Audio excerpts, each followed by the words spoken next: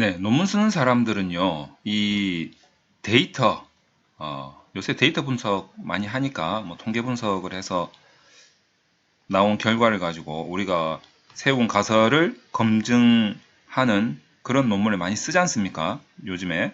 자, 그래서 데이터를 많이 만나게 되는데, 이 데이터에 대해서 이 데이터를 잘 모르시는 분들이 논문을 쓰면서 자기 좀 이게 주관대로 이 데이터를 막 바라보시는 것 같아요.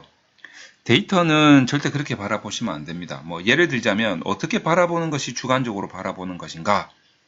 제가 사례를 좀 설명을 드리면 이런 분들이 있어요. 설문조사를 했단 말이죠. 설문조사를 해가지고 뭐 또는 이제 뭐 패널 데이터 같은 것들을 가져왔어요. 어쨌든 이제 설문조사를 해가지고 요거를 가지고 뭐 조사지를 보거나 또는 이제 여러분들이 이제 뭐 엑셀 같은 데다가 코딩을 해야겠다 해가지고 이제 코딩을 하는 과정에서 종종 이런 말씀을 하시는 분들이 계세요. 야, 이거 좀 데이터에 문제가 있는데? 뭐가 한쪽으로 뭐 몰리는데? 뭐 가설이 검증이 안 될 것 같은데?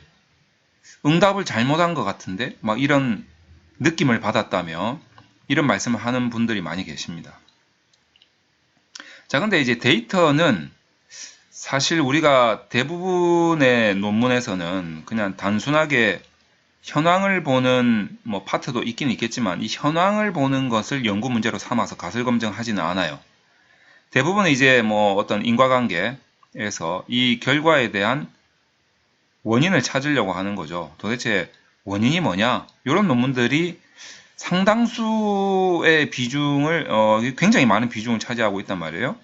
그렇기 때문에 이 데이터에서 예를 들어서 뭐 현황 같은 거는 좀 볼 수 있을 수 있어요. 지금 약간 주관적으로 3번으로 많이 응답을 하고 있네. 뭐 이런 식의. 자, 그래서 중간으로 쏠리네. 5번으로 응답한 사람들도 꽤 많네. 뭐 이런 식으로 이제 코딩 과정이나 뭐 조사지를 보고 뭐 그 정도야 뭐 현황은 느낌을 받을 수 있을지는 몰라도 그렇다고 해서 이게 가설이 검증이 되겠네. 이거를 인간의 머리로 데이터를 보자마자 추측을 해낸다? 이거는 쉽지가 않습니다. 이거는 뭐 아인슈타인이 다시 부활해가지고 데이터를 보고 이거는 뭐 느낌이 빡 오는데 이런 말 할 수가 없어요. 데이터는 그렇게 간단한 문제가 아닙니다. 이런 인과관계에 대해서는 그 엑셀 같은데 코딩을 하게 되면요. 엑셀 같은 곳에 코딩을 하게 되면 엑셀 파일이 어떻게 생겼습니까? 여기 오른쪽으로 보면 A, B, C, D, E, F 해갖고 쭉 나가지 않습니까? 자, 그리고 아래쪽으로는 1, 2, 3, 4, 5, 6 이렇게 쭉 나가잖아요. 자, 그럼 이제 우리가 이제 요 1이라고 한 것이 1번 응답자예요.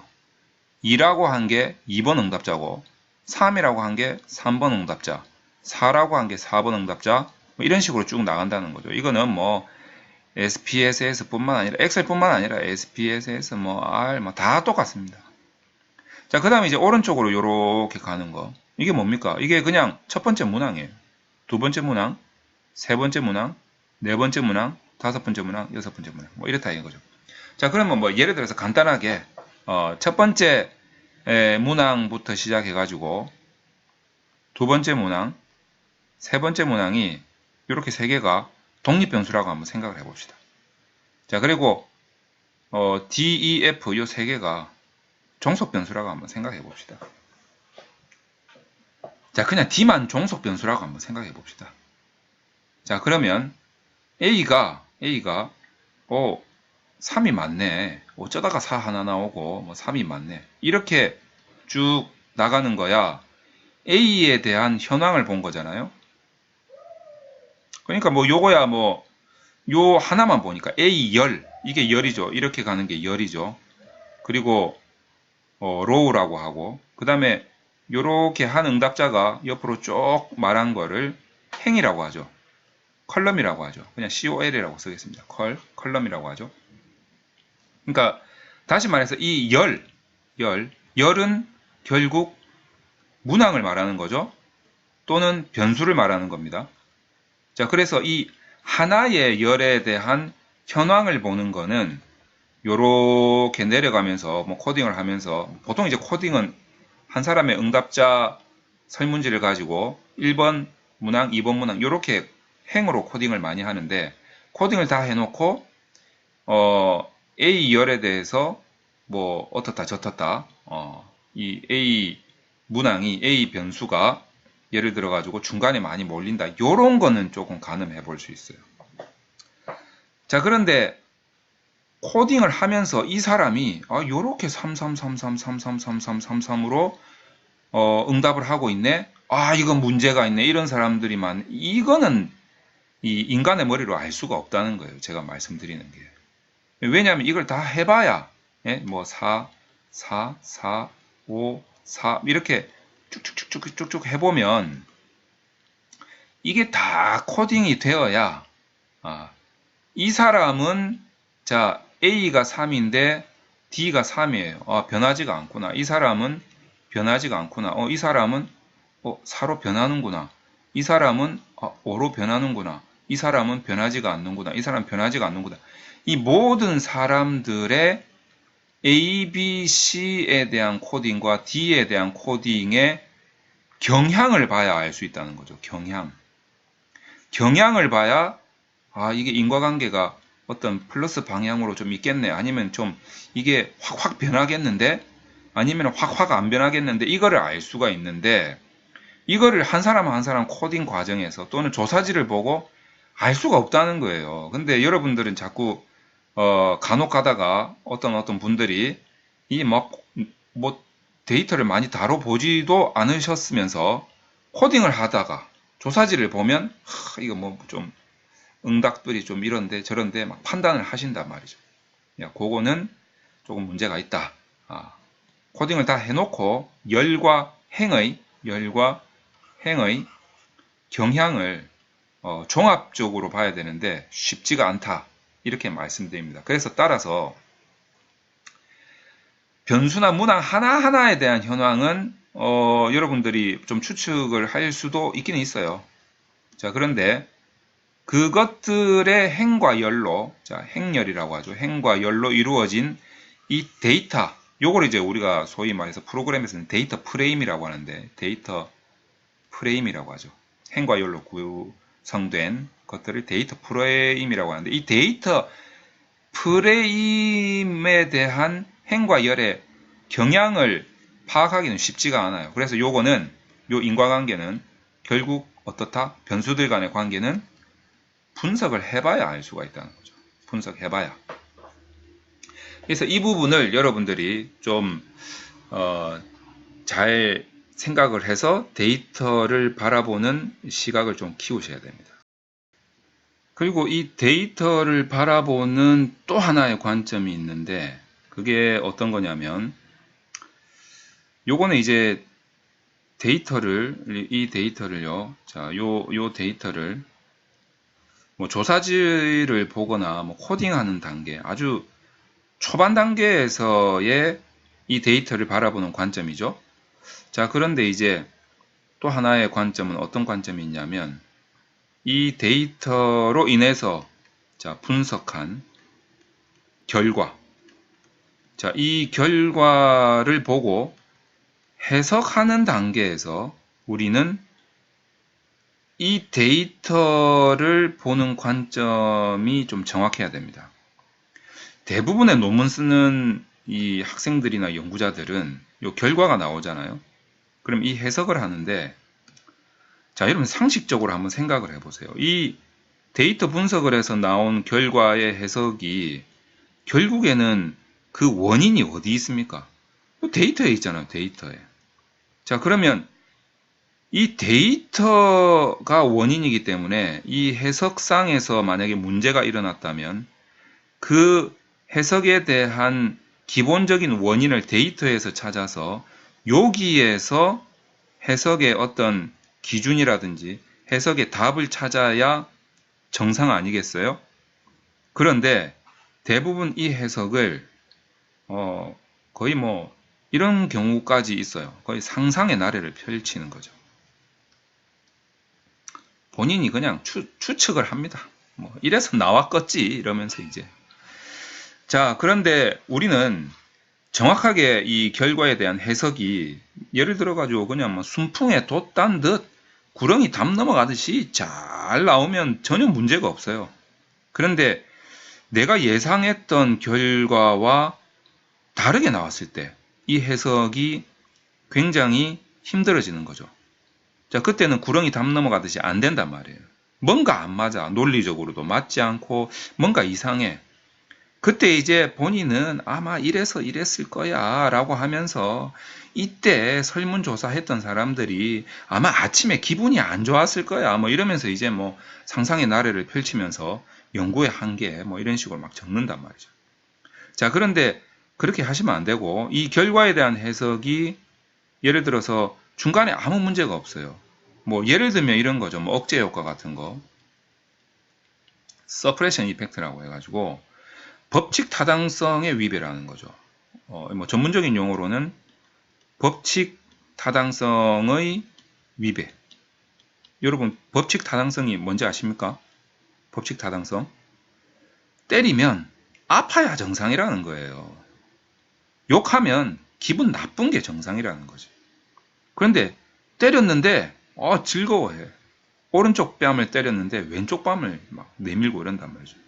아, 이게 정상이라고요? 아, 요건 이제 성경을 많이 읽으신 분들이 그렇게 생각하는 거고, 일반적으로 봤을 때, 욕을 했는데, 막 개새끼야 이러는데, 고맙습니다. 저는, 개새끼입니다. 이렇게 즐겁게 받아들이면 좀 이상한 거라는 거죠.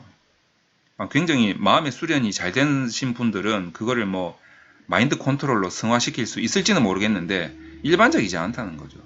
어쨌든 일반적인 그 부호, 얘가 높아지면 얘가 높아지는 게 일반적이다. 그럼 플러스. 얘가 높아지면 얘는 낮아지는 게 당연한 거다. 마이너스로 나와야 당연한데 얘가 마이너스로 나오고 얘가 막 플러스로 나오고 이런 것들이 법칙 타당성에 위배된 겁니다. 이렇게 나왔을 때 우리는 억제 효과라고 하는 거죠. 서프레션 이펙트라고 합니다. 이제 지금 제가 하나의 사례를 드는 거예요. 서프레션 이펙트. 원인이 뭐냐? 막 책 같은데 인터넷 뒤져보면 원인은 분산 문제 때문이다. 뭐 이렇게 나온다는 말이죠. 뭐가 분산 문제인데 뭐 이렇게 되는 거죠. 요거에 대해서 뭐 정확하게 별로 설명하는 게 없어요. 근데 이제 제가 사례를 들어서 좀 설명을 드릴 테니까 한번 보시기 바랍니다. 예를 들면 이런 거예요. 이 원인이 어디 있냐면 데이터에 있는 건데 뭐 데이터에 원인이 있으니까 분산 문제라고 볼 수가 있는 거죠. 근데 이제 데이터에 그렇게 들어온 거예요, 값이. 근데 왜 데이터에 그렇게 이상하게 자꾸 들어오느냐? 제가 사례를 들어서 설명을 해드릴게요. 제가 자주 드는 사례예요. 어떤 거냐면 제가 뭐 특강 때도 막 사례 들고 이러는 거예요. 가장 이거 이해 잘 되는 사례입니다. 여러분들도 혹시 뭐 교수님이나 뭐 강사분들이 이 강의를 들으신다면 요 사례를 한번 이용해서 강의를 한번 해보세요. 그 출처는 밝히세요. 논준모 연구소에서 든 사례라고. 자, 그 아주 일반적인 애기 키우는 뭐 애기나 아동이나 뭐 이걸 키우는 아주 일반적인 엄마들이 있죠. 엄마들. 아주 일반적인 엄마들이에요. 요 강의 들으시는 분들이 여자분들이라면 본인의 어떤 경험을 살려서 한번 들어보시기 바랍니다. 이 엄마들도 한때는 잘 나갔었어요.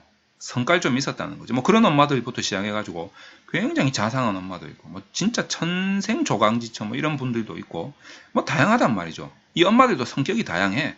그러나 다 고만고만해. 일반적이라는 거죠. 아주 막 독한 엄마들은 없어요. 악랄하고 막 이런 엄마들은 없단 말이죠. 대부분 다 자기 애기들 소중하게 아동을 정말 자기 목숨보다도 더 중요하게 여기는 그런 엄마들이에요. 근데 이런 엄마들한테 뭘 물어보냐면 아동 학대를 얼마나 하십니까? 이 연구자가 지금 하고 싶은 게 뭐냐면 아동 학대를 많이 할수록 아이들의 행복감이 떨어진다. 요거를 검증하고 싶다는 거지. 자, 그래가지고 이 행복감이라는 거 애기들이 다 대답을 못할 수 있으니까 엄마들한테 다 물어보겠다는 거예요. 너그 애기 행복하더나 뭐 이런 거 물어보는 거죠. 그래놓고 이 엄마한테 네 하루에 너그 애 얼마나 때리노 이렇게 물어보는 거예요. 자, 될 것 같죠 이거? 뭐 잘 나올 것 같죠? 이거는 완전 개판으로 나올 수 있어요. 아동학대가 높으면 행복감이 떨어질 거다. 얘가 높으면 얘가 떨어질 거다. 자, 이렇게 나오죠? 그럼 이제 마이너스의 관계로 나와야 정상이죠? 이거 나중에 보세요. 플러스 관계 나와요. 제가 왜 그런지 제가 설명해 드릴게요. 자, 엄마들 중에서 아동학대 이제 지금 들어가요. 이 행복감은 별 문제가 없을 거예요. 애가 많이 웃고 뭐 즐거워하고 깔깔거리고 이런 것들을 뭐 빈도로 보든지 뭐 주관적인 인식으로 보든지 어쨌든 행복감 측정하는 데는 별 문제가 없을 것 같은데 아동학대를 이제 지금 질문을 던졌단 말이죠. 당신은 지금 당신의 아기를 뭐 하루에 뭐 얼마나 때립니까? 뭐 이런 거 물어본단 말이죠. 그러면 자, 그냥 아주 단적으로 제가 두 가지 사례를 들게요. 그냥 일반적인 평범한 엄마예요. 난 아동 절대 안, 아침에 한 대 때리고 나왔으면서도 나는 매우 안함. 1번, 매우 안함. 그 100명을 조사하면 여기에 거의 한 90명 정도가 여기 응답해요. 또는 이제 요 한 중간 정도 되는 엄마들이 한 2번, 안함. 이렇게 해가지고 한 좀 마음 약한 엄마들, 이런 엄마들이 한 7명 정도 응답한단 말이죠. 자, 근데 정말 착한 엄마들이 있어요. 정말 마음이 너무너무 약하고 진짜 양 같아. 순한 양 같아. 그런 엄마들은 여기 어떻게 응답하느냐면 자기가 아침에 아기가 뭐 예를 들어가지고 말썽을 피워가지고 진짜 아주 살짝 떼찌 한 거예요. 떼찌 해놓고 나 시장 보러 가야지 하고 밖에 나왔는데 그때 마침 설문조사 한다고 딱 들어왔네 자기한테. 아동학대 얼마나 하십니까? 이 설문을 받자마자 눈물이 글썽글썽한 거예요. 아침에 그 떼찌 하나 한 게 마음에 잡히는 거지.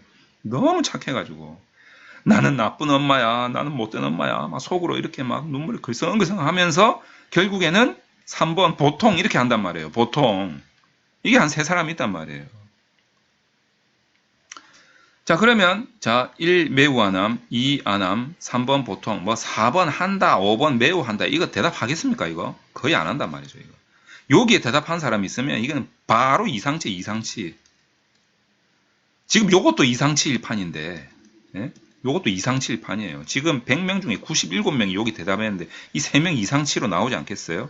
이 사람 제거한다? 그러면 여기에 90명이 여기 7명인데 이 사람도 이상치로 잡히지 않겠어요? 그럼 요거 제거한다? 그러면 전부 다 안 한다로 나오는 거지. 그때부터는 정규성 몰라. 영향관계 없음. 계산이 안 됨. 이렇게 나온단 말이에요. 자, 그런데 뭐 그건 둘째 치고 요 다 집어넣었다 쳐보세요. 자, 1번, 2번으로 갈수록 3번으로 갈수록 어떤 엄마다? 굉장히 착한 엄마예요.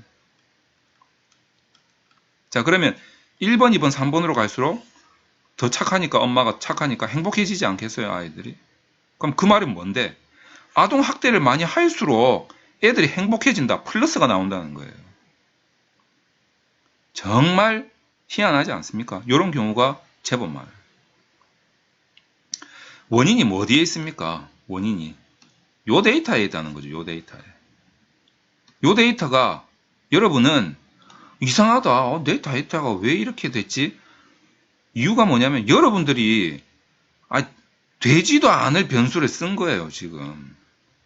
이거는 일반 엄마들한테 물어보면 안 되지. 예를 들어 가지고 이런 변수 쓰는 사람들 어떤 쓰는 사람들이 현실성이 있냐면 이런 엄마들을 상담하는 뭐 상담사라든지 그런 상담 센터를 운영하는 뭐 소장님이라든지 이런 분들이 이게 1, 2, 3, 4, 5가 어느 정도 좀 나올 수 있는 그런 응답을 할 수 있는 사람들한테 접근이 가능한 사람들이 연구를 하는 것이지 이거를 일반인한테 물어본다? 말이 안 되는 거예요.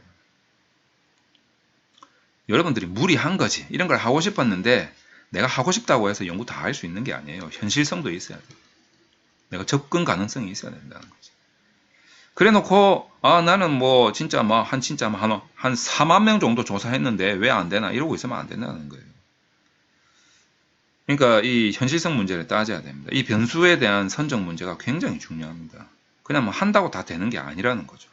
그러면 이제 이런 굉장히 심리적이고 왜곡 가능성이 높은 이 변수를 선정한 것 자체가 데이터 분산에 이렇게 한쪽으로 완전히 치우는 이 분산을 유도했다는 거죠. 자, 그러면 당연히 부호가 이상하게 나오지 않겠습니까? 이제 이런 데이터 문제는 저 보세요. 이상치 조사할 때 점점 그냥 대답이 하나밖에 안 나오는 거죠. 이런 것들은 데이터 탐색을 해보면요. 예를 들어 가지고 우리 뭐 그 사분위 수거 해가지고 사분위 수거해서 이런 거 있잖아요. 그 우리 이제 증권거래소 그 우리 주식 투자하시는 분들 요런 그래프 많이 보지 않습니까? 요런 그래프 여기가 사분위수 하면 50%에 해당되는 중앙값이고 여기가 최대값이고 여기가 100%죠. 최대값. 여기가 0% 최소값. 여기가 25%, 여기가 75%. 자, 그래가지고 요 사이에 거리가 IQR이잖아요. IQR. 이 IQR 이 거리의 곱하기 1.5배 아래 위로 그러면 요 사이의 거리 1.5배. 자, 여기 이상 그 다음에 1.5배. 자, 여기 이상 넘어가는 요 부분이 이상치로 잡히는데 이 이상치에 해당되는 샘플들을 걷어낼수록 정규성이 나오는 게 아니라 정규성이 아예 나오질 않아요.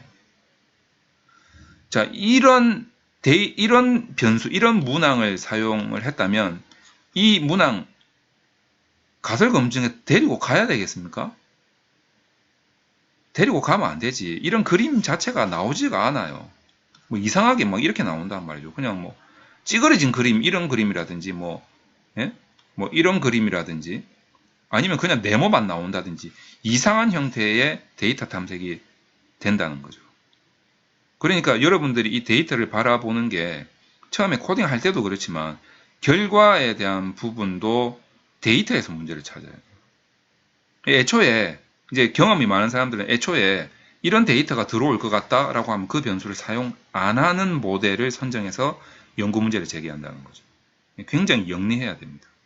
자, 이런 부분들 여러분들이 논문을 쓰시는 분은 이 통계 분석에서 굉장히 전략적으로 설계를 하실 필요가 있어요. 특히 데이터 측면을 잘 이해를 하셔야 됩니다. 그냥 무작정 뭐 변수 때려놓고 어디 좀 베껴가지고 모델 잡아가지고 그냥 설문지 그냥 구성해서 설문조사하면 뭐가 뭐 검증이 되겠지. 뭐 이렇게 생각하시면 안 된다는 거죠. 철저하게 계획을 수립하고 여러분들이 연구 설계를 하고 분석을 하고 그 분석 결과에 대한 해석을 데이터에 기반해서 여러분들이 그것을 기준으로 해석할 필요가 있다. 자, 이 말씀을 꼭 드리고 싶습니다.